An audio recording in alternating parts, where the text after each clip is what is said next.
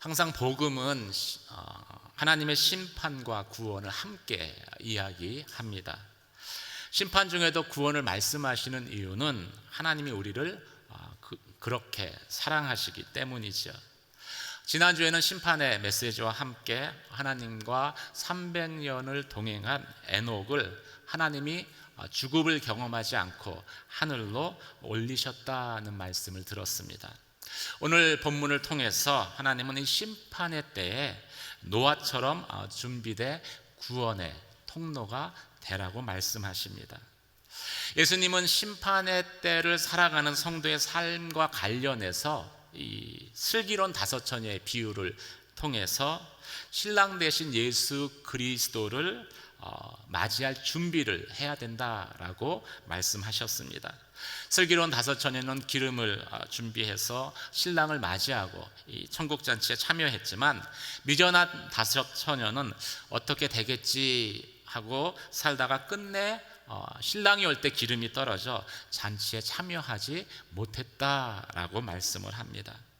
은혜의 때에는 내가 미련한 사람이든 아니면 지혜로운 사람이든 슬기로운 다섯 처녀든 미련한 다섯 처녀든 상관이 없습니다. 왜냐하면 함께 살아갈 수 있기 때문이죠. 그런데 이 심판의 때가 되면은 심판과 구원의 갈림길에서 천국 잔치에 참여하는 자와 참여하지 못하는 자, 기뻐하는 자와 슬피 울며 후회하는 자로 나뉘게 될 것이다 라고 말씀하고 있습니다. 그래서 심판의 때가 가까이 오는 것을 볼수록 저희는 하나님 앞에 준비되어 있어야 하는 것이지요. 노아는 심판의 때에 구원의 통로가 되었습니다. 그렇게 될 수 있었던 이유는 노아가 준비되었기 때문입니다. 먼저 9절에서 13절까지 말씀을 함께 읽도록 하겠습니다. 함께 읽겠습니다. 시작. 노아의 이야기는 이렇습니다. 노아는 의로운 사람으로 당대 완전 하나님과 동행하는 사람이었습니다. 노아는 세 아들 셈, 합, 야벳을 낳았습니다. 세상은 하나님께서 보시기에 타락했고 폭력이 난무했습니다. 하나님께 보시니 세상이 타락했는데 이는 세상의 모든 육체가 스스로 자기 행위를 타락시켰기 때문입니다. 하나님께서 노아에게 말씀하셨습니다. 모든 육체의 끝이 이르렀다. 그들로 인해 땅이 폭력으로 가득 찼기 때문이다. 내가 곧 그들을 세상과 함께 멸절하겠다. 첫 번째 말씀하시는 것은 심판의 때에 준비되어 있어야 한다는 것이죠. 첫 번째 대지 한번 같이 읽겠습니다. 시작. 심판의 때에는 준비되어 있어야 합니다. 하나님이 심판하시는 궁극적인 목적은 구원을 이루시기 위함입니다. 하나님은 궁극적인 구원자 되시지요. 하지만 이 땅의 구원을 이루시는 첫 단계로 먼저 사람을 준비시키십니다. 하나님은 홍수 심판으로부터 구원하시기 위해서 노아를 준비하셨습니다. 또 애굽의 악죄로부터 이스라엘 백성을 구원하시기 위해서 모세를 준비하셨습니다. 인류를 죄와 사망으로부터 구원하시기 위해서 세례 요한을 예수님보다 앞서 준비시키셔서 예수의 길, 십자가의 길을 평탄하게 하셨습니다. 그러면 우리는 어떻게 준비되어야 하겠습니까? 노아는 어떻게 준비가 되었을까요? 먼저 생각할 수 있는 것은 이 인간의 죄가 극에 달아 심판받는 세상에서 이 노아가 하나님 앞에 의인으로 준비될 수 있었던 것은 신앙의 전수가 있었기 때문이다라는 것입니다. 할아버지 무드셀라와 아버지 라멕으로부터의 신앙이 전수되었기 때문이죠. 무드셀라는 187세에 라멕을 낳았습니다. 그리고 라멕이 182세에 노아를 낳지요. 그리고 노아가 600년을 산 후에 이 땅에 홍수 심판이 임하게 됩니다. 이 노아는 태어나면서부터 이 할아버지 무드셀라로부터, 이 무드셀라는 심판 바로 전까지 생존을 했습니다. 어떤 이야기를 들었겠습니까? 내가 죽으면 세상을 향한 하나님의 심판이 있을 것이다. 그 말을 어렸을 때부터, 태어나면서부터 들으면서 자랐을 것입니다.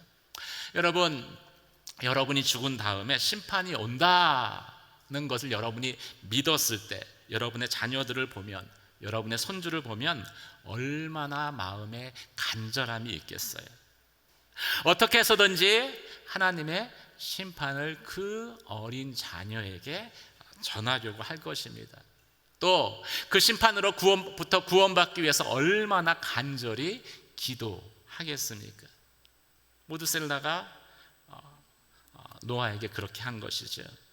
또 아버지 라멕으로부터는 그 라멕의 할아버지 에녹이 하나님과 어떻게 300년을 동행했는지, 또 하나님이 그것을 얼마나 기뻐하셨는지, 그래서 어떻게 죽음을 겪지 않고 하늘로 데려가셨는지에 대한 이야기를 들었을 것입니다. 그래서 에녹의 무덤이 이 땅에 없다는 말까지 듣고서 자랐을 것입니다. 이 말이 이 라멕이 생존한, 그러니까 형수가 이 땅에 임하기 5년 전까지 라멕을 통해서 듣게 된 것이죠. 이렇게 어릴 때부터 할아버지로부터 아버지로부터 들었던 그 하나님의 심판은 심판을 노아가 믿게 되었을 때, 믿음으로 받아들였을 때 이것이 노아의 의로 칭함을 받게 한 것입니다. 우리가 잘 부르는 찬양처럼 그 어머니의 무릎에서 듣던 성경 말씀은 우리가 장성한 다음에도 우리의 기억이 아니라 가슴에 남아 있습니다. 아련한 사랑으로 남아 있죠. 마찬가지로 이 어릴 적 할아버지에게 들었던 그 신앙의 이야기, 심판의 이야기, 그리고 그때 그 할아버지가 아버지가 기도했었던 그 기도는 손자의 마음에, 아들의 마음에 하나하나 새겨지고 지워지지 않는 것이죠. 그렇게 새겨지면은 부모가 신앙이 없음에도 불구하고 나중에 목사가 될 수 있더라고요. 제가 아는 신학교 그 후배, 제가 사랑하는 후배가 저랑 같이 입학을 했는데 부모님이 신앙이 없으세요. 물어봤어요. 너는 어떻게 목사가 되었니? 근데 할머니가 권사님이셨는데 할머니가 어릴 때부터 자신을 그 무릎에 누이고 성경을 읽어줬대요. 그리고 매일 기도를 했다는 거예요. 그게 저한테 형이라고 고백을 하는데 그때 들렸던 성경 말씀이 내 마음에 새겨진 것 같아요. 그때 그 할머님이 했었던 그 기도가 하늘에 쌓여 있어서 자신이 목사가 될 수 있었다라는 고백을 하더라고요. 신앙의 전수가 그때 일어난 것이지요. 노아에게도 이런 믿음의 전수가 있었고 이것이 노아의 신앙이 흔들리지 않는 기초가 되어서 이 죄로 가득한 그 세상 가운데에서도 노아가 하나님께 의롭다 칭함을 받고 그리고 하나님과 동행하는 삶을 살아갈 수 있게 한 것이지요. 사랑하는 성도 여러분, 여러분들을 통해서 믿음의 전수가 여러분의 자녀들, 여러분의 손녀들 가운데 일어나기를 주님의 이름으로 축원합니다. 두 번째, 가능했던 이유는 하나님이 노아에게 직접 말씀하셨기 때문입니다. 하나님이 노아에게 은혜를 베푸신 것이죠.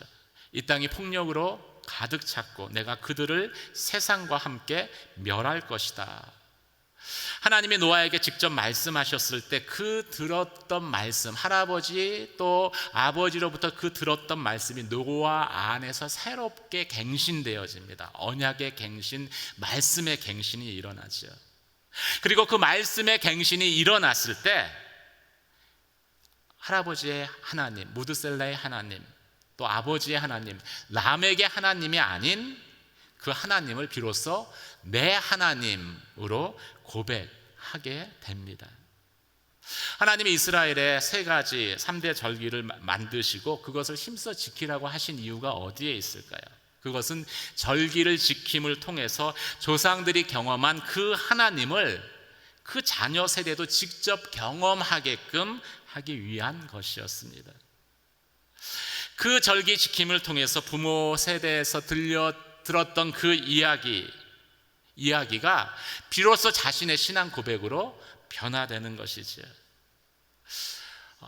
내게 들은 말씀, 부모로부터 들은 말씀을 통해서는 그냥 하나님을 알고 예배 드릴 수 있지만 삶의 헌신까지는 일어나지 않습니다. 그럼 삶의 헌신은 언제 일어납니까? 그것은 내가 하나님을 직접 만날 때 내 삶 가운데 일어나는 거예요. 그런 하나님의 역사이기 때문입니다. 하나님의 음성을 직접 들을 때 내 삶의 헌신이 일어나죠. 바울이 다메섹 도상에서 내가 핍박하는 예수다라는 그 주의 음성을 직접 들었을 때 핍박자 바울은 전도자 바울로 변화될 수 있었습니다. 직접 들어야 돼요. 사랑하는 성도 여러분, 여러분의 자녀들이 직접 하나님의 음성 듣기를 위해서 기도하는 저와 여러분이 되시길 주님의 이름으로 축원합니다. 그래야 부모의 하나님이 아니라 내 하나님으로 고백을 할 수 있어요. 그래서 우리는 특별히 우리 자녀들이 성령 세례 받도록 기도해야 합니다. 여러분의 자녀들이 성령 세례 받는 하나님의 은혜를 체험하기를 주님의 이름으로 축원합니다. 그러면 어떤 고난이 와도 예수님을 놓지 않을 것이기 때문입니다. 세상의 유혹이 아무리 거세게 몰아쳐도 넘어지지 않을 것이기 때문입니다. 노아처럼 이 세상이 죄로 가득 차서 심판 가운데 놓여 있어도 세상 가운데에서 자신을 거룩하게 준비할 것이기 때문입니다. 그런 믿음의 가정을 이루고 믿음의 가문을 이루는 저와 여러분이 되시길 주의 이름으로 축원합니다. 14절부터 18절까지 말씀을 함께 읽도록 하겠습니다. 함께 읽겠습니다. 시작. 너는 잣나무로 방주를 만들고 그 방주에 방들을 만들어라. 그 안팎에 엽청을 발라라. 그것을 만드는 방법은 이러하니 방주는 길이가 300규빗, 너비가 50규빗, 높이가 30규빗이다. 방주에는 창문을 만드는데 위로부터 1규빗 아래에 내고 방주의 문을 옆으로 내며 아래층과 2층과 3층으로 만들어라. 내가 곧 땅에 홍수를 일으켜 하늘 아래 생기가 있는 모든 육체를 다 멸절시키리니 땅에 있는 모든 것이 다 죽을 것이다. 그러나 너와는 내가 언약을 세우겠다. 너와 내 아들들과 내 아내와 내 며느리들은 방주 안으로 들어가라. 아멘. 심판의 때에는요, 하나님 말씀하신 그대로를 순종해야 합니다. 한번 같이 읽겠습니다. 시작. 말씀하신 그대로 순종해야 합니다. 그래야 우리가 구원의 통로가 될 수 있습니다. 이 마음의 변화가 삶의 변화로 이어지기 위해서는 하나님의 말씀을 통해서 구체적인 인도하심을 받아야 합니다. 하나님은 노아에게 아주 구체적으로 어떻게 방주를 만들지에 대해서 말씀하십니다. 방주의 나무는 잣나무로 만들어라. 방주 안에 방을 만들고 그 안과 밖을 역청을 칠해서 홍수에도 물이 침투하지 못하게 하여라. 이 재료와 어떻게 방수 처리를 할지에 대해서도 말씀을 하십니다. 방주의 크기는 길이가 300규빗, 세로가 50규빗, 그리고 높이가 30규빗, 150m, 25m, 높이 15m 정도로 만들어라. 방주의 크기에 대해서도 말씀하시죠. 방주는 모두 3층 구조로 만들어야 한다. 방주의 창문은 위로 1규빗 아래에서 하늘을 향해 내고 반드시 옆면에는 문을 내야 한다. 마치 청사진, 이 설계도를 보여주듯이 하나님께서 하나하나를 자세히 말씀해 주셨습니다. 만약 이렇게 말씀하시지 않았다면 그냥 방주를 지어라 라고 말씀하셨다면 노아는 세상에서 보는 배의 양식과 똑같이 방주를 만들었을 것입니다. 근데 그렇게 방주를 지으면은요, 홍수 심판을 견뎌내지 못해요. 왜냐하면 홍수라는 건 이전까지는 존재하지 않았기 때문이죠. 그래서 결국 방주 안에서 다 수몰당하는 일들을 당할 것입니다. 이 방주를 만들 때 가장 중요한 것이 뭐냐? 말씀하신 그대로 만드는 것입니다. 한번 따라 해보겠습니다. 말씀하신 그대로. 우리가 이 마지막 때를 살아갈 때는요, 말씀하신 그대로 살아야 합니다. 교회를 세우기 위해서 섬길 때도요, 말씀하신 그대로 섬겨야 합니다. 그래야지 교회도 세워지고 우리 자신도 성숙해 돼요. 우리도 세워집니다. 교회 봉사를 하는 분들 가운데 이제 오래되지 않은 분들은, 또 뭐 오래됐어도 워낙 이제 본인의 개성이 강한 분들은요, 섬기기는 하는데 꼭 자기 방식으로 섬기려고 해요. 자기 방식으로 섬기려고, 자기 생각대로 섬기려고 하다가 결국은 자신도 어렵게 되고 공동체도 어려워집니다. 시험에 들어요. 시험에 들면은 꼭 누구를 원망을 해요. 하나님 때문에, 하나님이 하래서 섬겼는데, 하나님이 시험 들게 하신 것은 아니죠. 어떤 분들은 이제 군인처럼 마치 군대식으로 막 섬깁니다. 밀어붙이면 된다고 생각을 해요. 그리고 이제 막 명령하듯이 섬깁니다. 또 어떤 분은 의사처럼 이렇게 병원에서 하듯이 섬겨요. 성도 한 사람 한 사람을 마치 환자 보듯이 보는 거예요. 저 사람은 뭐가 문제야? 저 사람 뭐 어디가 상처야? 또 어떤 분들은 마치 기업 경영하듯이 섬깁니다. 그래서 반드시 섬김할 때 재정이라는 걸 기준으로 삼아가지고 이거는 돈이 없으니까 할 수 없어요. 그렇게 자기식으로 섬기다가 결국은 공동체 안에서 갈등이 일어나는 거죠. 그리고 문제가 생깁니다. 그리고 본인이 시험에 들어요. 왜 이런 일들이 생겨납니까? 하나님 말씀하신 대로 섬기지 않았기 때문입니다. 말씀하신 대로 순종하는 것이 진짜 순종입니다. 말씀하신 대로 섬기는 게 하나님의 일을 하는 거예요. 어떤 경우는 저희가 하나님의 이름을 이야기하지만 자신이 원하는 일을 할 때가 종종 있습니다. 결과가 좋지 않아요. 사랑하는 성도 여러분, 말씀하신 대로 섬기는 저와 여러분 되시길 주님의 이름으로 축원합니다. 근데 어떨 때는 하나님 말씀하신 게 내 이성과 내 경험 또 내 상식과 이렇게 맞지 않는 경우들이 있어요. 그때는 어떻게 해야 될까요? 따라해 보겠습니다. 그때도 말씀하신 대로 해야 합니다. 처음엔 이해 못하죠. 그런데 그래도 말씀하신 대로 하면은요, 결국은 그게 하나님이 나를 위해서 나를 사랑하셔서 하신 것이다 라는 것을 알게 돼요. 왜 하나님께서 방주를 이 창문을 낼 때 위로 내라고 하셨을까요? 보통 여러분 배 창문이 어디에 있어요? 옆에 있죠. 왜 위로 내라고 하셨을까요? 옆에 창문을 만들었으면 어떤 일이 생겼을까요? 밖에 보고 싶잖아요. 깜깜한데. 그래서 밖을 보면 뭐가 보일까요? 홍수에 죽은 동물의 시체들 막 떠내려 다닐까요? 동물의 시체만 있나요? 사람 시체들도 있을 것입니다. 썩고 부패하고. 근데 그 시체들 가운데는 자기들이 아는 사람들도 있을 거예요. 그걸 보는 순간 얼마나 마음이 낭망되겠어요. 얼마나 절망되겠어요. 그걸 하나님이 아신 것이죠. 그래서 위로 창을 내게 했어요. 하나님만 보게 했어요. 창을 보면 하늘이 보이고 소망이 보이기 때문입니다. 왜 출애굽한 이스라엘 백성을 그 이스라엘 백성들이 잘 다니는 그 길이 아니라 알지 못하는 광야길로 하나님께서 인도하셨겠습니까? 우리를 아시기 때문에 그래요. 아는 길로 가면 대적이 나타났을 때 다시 백해서 애굽으로 갈 거를 하나님이 아시기 때문에 그렇게 하신 것이지요.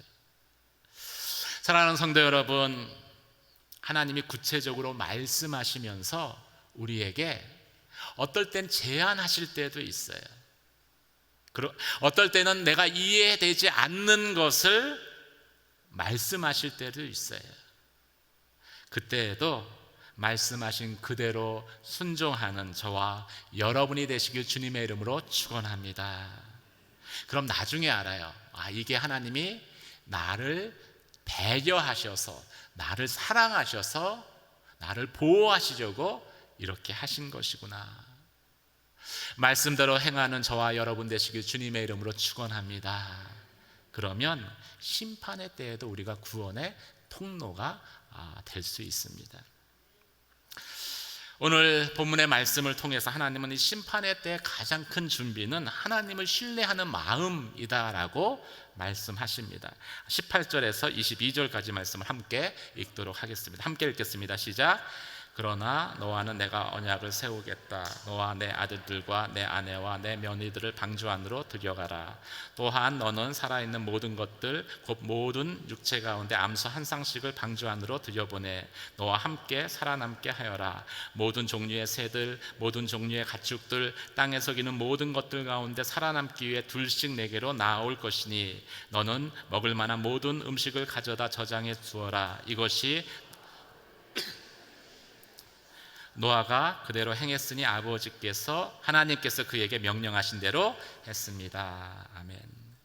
오늘 본문은 세 번째로 저희에게 이렇게 말씀하십니다. 함께 읽겠습니다. 시작. 끝까지 하나님을 신뢰해야 합니다. 끝까지 신뢰해야 돼요. 노아는 최선을 다해서 하나님 말씀하신 대로 매일매일 순종했습니다. 방주를 만든 것이죠.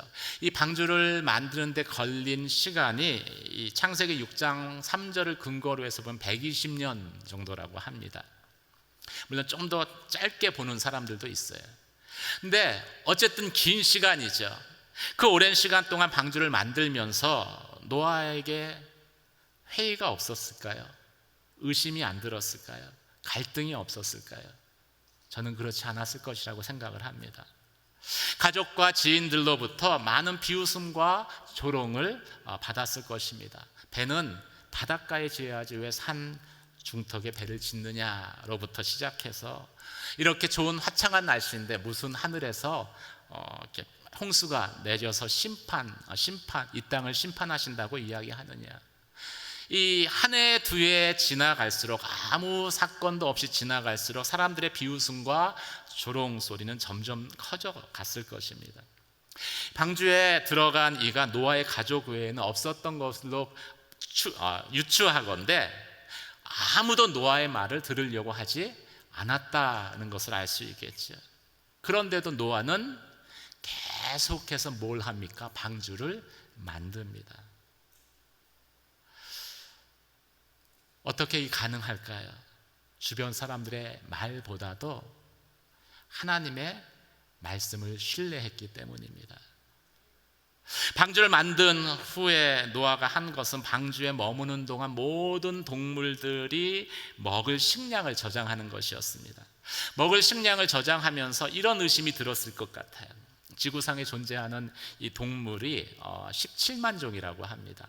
그게 암수 한 쌍이 되면요 34만이에요. 숫자가. 그 많은 동물들이 이제 방주가 제가 몇 미터라고 이야기했죠. 300규빗, 150미터, 30미터, 25미터라고 그랬잖아요. 근데 그 방주에 물론 작은 크기는 아니지만 식량을 저장하면서 이 많은 동물들이 얼마나 이 음식으로 버틸 수 있을까? 왜 생각이 안 들겠어요? 합리적인 의심이 들 것입니다. 또 먹으면 그걸로 끝인가요? 반드시 먹은 건 어떻게 돼 있어요? 나오게 돼 있습니다. 그 배설물들을 어떻게 처리해요? 처리 못하면 배가 온통 썩어 들어갈 것입니다. 그런데도 노아는 계속 방주를 지어요. 왜 그렇습니까? 자신의 경험보다 어떤 그 합리성에 근거한 의심보다도 하나님을 더 신뢰했기 때문이지요. 방주에 들어가는 순간에도 노아는 하나님을 신뢰했습니다. 방주 안에 들어갈 암수 한 쌍의 동물들을 이 방주 안에 이렇게 들여보내는 것도요, 이것도 사실 노아의 능력 밖의 일입니다. 개나 소, 돼지 이런 것들은 노아가 할 수 있어요. 그런데 사자, 호랑이, 고릴라 어떻게 할 수 있겠어요? 능력 밖이잖아요. 그런데 이 모든 일들을 누가 하셨습니까? 하나님이 하신 거예요. 하나님이 암사 한 쌍씩을 방주에 있는 곳으로 다 들이셨기 때문이죠. 방주에 들어간 후에도 노아가 하는 것은 하나님을 신뢰하는 것이었습니다. 왜냐하면 방주에는요, 동력이 없어요. 엔진이 없어요. 방주는. 또 방주에는 엔진만 없는 게 아니라 키도 없어요. 키도 없어요. 방향을 잡을 수 없다라는 것이죠. 동력이 없기에 결국은 바람이 부는 대로, 파도가 치는 대로 이리저리 떠다닐 수밖에 없는 거예요. 밀려다닐 수밖에 없는 거예요. 그러다가 바위에 부딪히면 어떻게 돼요? 파손당하는 거죠. 그런데 하나님을 노아가 끝까지 신뢰합니다. 끝까지 신뢰했을 때 어떤 일들이 생깁니까? 방주에는 동력도 없고 또 키도 없었는데 하나님이 직접 방주를 운행을 하시기 시작을 합니다. 그래서 바위를 막 피해가요. 또 방주의 문이 닫히자 방주 안에 있는 동물들 하나님이 다 잠들게 하십니다. 동면에 들어가게 하죠. 이 동물들은요, 집단적으로 그 일정한 좁은 공간에 모여 있으면, 그래서 산소가 부족하고 햇볕이 들지 않으면 이 동면의 욕구가, 본능이 생겨난다고 합니다. 그래서 하나님이 다 잠들게 하신 거예요. 동면했기 때문에 거의 먹지 않아요. 동면했기 때문에 거의 싸지도 않아요. 문제가 해결된 것이죠. 내 생각과 내 경험으로는 도무지 구원의 길이 보이지 않았습니다. 노아도 그랬을 거예요. 그런데 오늘 성경은 하나님에게는 항상 구원의 길이 예비되어져 있다라고 말씀하십니다. 그래서 믿음은 하나님을 신뢰하는 거예요. 방주 안에 있는 노아가 할 수 있는 것이 아무것도 없었습니다. 거기서 할 수 있는 유일한 것이라는 건 하나님을 믿는 거였어요. 신뢰하는 것이었어요. 그런데 아무것도 할 수 없었음에도 불구하고 하나님을 신뢰하고 믿는 그 한 가지로 인해서 하나님께서 모든 문제를 해결시켜 주신 것입니다. 사랑하는 성도 여러분, 그런 하나님에 대한 신뢰가 저와 여러분 가운데에도 있기를 주의 이름으로 축원합니다. 그 하나님을 믿으면 모든 것이 평안합니다. 그런데 그 하나님을 믿지 않으면 모든 게 불안해요. 모든 게 불확실성이에요. 그런데 하나님을 믿는 그 믿음을 가지고 있으면 세상에 아무리 풍랑이 일고 파도가 친다 하더라도 방주만큼 안전한 곳이 없습니다. 우리가 살아가는 이 세상에서 우리가 얼마나 많은 파도와 풍랑과 또 위기를 경험합니까? 그런 가운데에 우리의 삶의 구원의 방주가 되어 주시는 분이 있습니다. 누구실까요? 바로 예수 그리스도이십니다. 때로는 살다 보면 우리 몸이 병들 때 있어요. 위기죠. 사업이 어려울 때 있습니다. 자녀들에게 여러 가지 문제가 생길 때 있습니다. 학업 문제, 진로 문제, 결혼 문제. 결혼해서 안심했는데 이혼하겠대요. 더 큰 문제죠. 굳이 가정이라는 것을 벗어나서 봐도요, 세계가 얼마나 위태위태합니까? 북한은 계속해서 미사일을 쏴대지, 러시아하고 우크라이나는 계속 전쟁 중이죠. 중국과 미국은 언제 한판 붙을지 모르는 상황이죠. 지구온난화라는 말을 앞으로 쓰지 말라라고 유엔의 한 지도자가 이야기를 하더라고요. 이유가 뭡니까? 했더니 지구가 이미 불덩어리가 됐대요. 너무 평균 기온이 올라가 버렸대요. 회복하기 어려울 정도로. 이런 소식들이 들려올 때, 이런 기근의 소식이 들려오고 전쟁의 소식이 들려오고 크고 작은 문제들이 우리 앞에 몰려올 때 우리가 안전할 수 있는 길이 어디에 있겠습니까? 주님의 심판이 가까워왔다고 느낄 때, 여러분의 때에 심판이 오면 그래도 자녀에게 이야기해 줄 수라도 있죠. 우리가 죽은 다음에 자녀들 세대에 주님이 오신다고 생각을 해보세요. 그 자녀들이 이 험난한 심판의 위기를 어떻게 극복할 수 있겠습니까? 거기서 어떻게 구원을 얻을 수 있겠습니까? 구원의 방주 대신 예수 그리스도 안에 있어야 합니다. 그래서 우리는요, 힘이 닿는 대로 전해야 돼요.